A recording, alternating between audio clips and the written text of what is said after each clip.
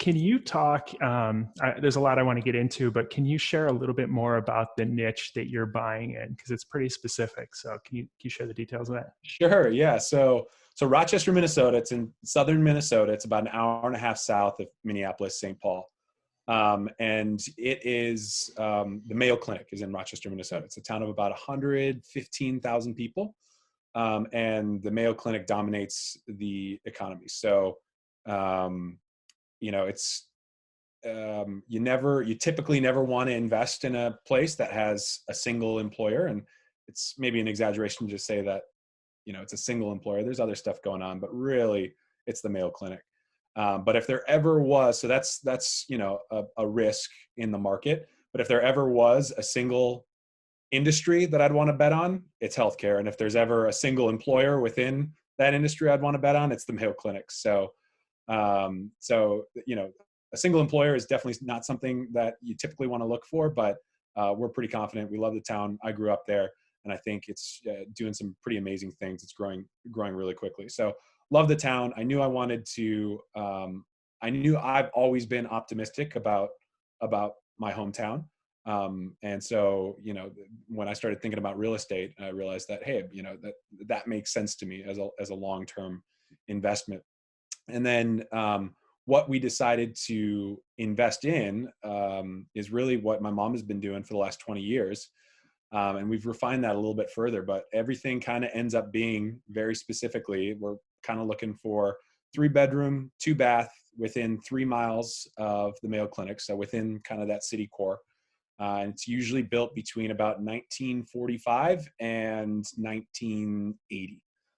So right in there, that's what the purchase price is typically around $150,000 for these properties. And so what's great about having that is, and having a portfolio that pretty much fits that, we'll deviate from that now and then, is you really kind of have an intuitive sense of how that property is going to perform. 132 that was built in 1950.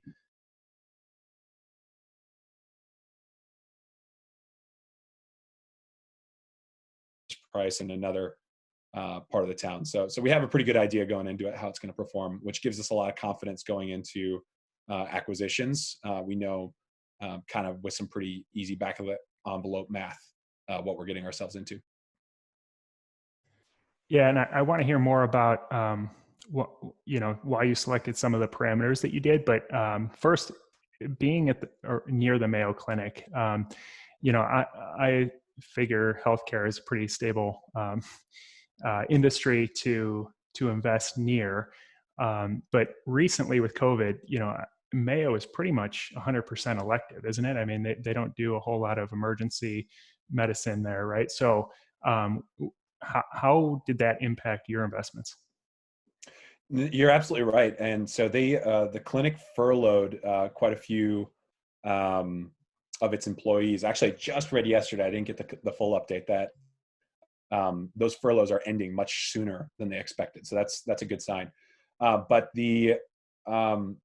to answer your question, it didn't. It was just kind of a blip on the radar. And we had our tenants,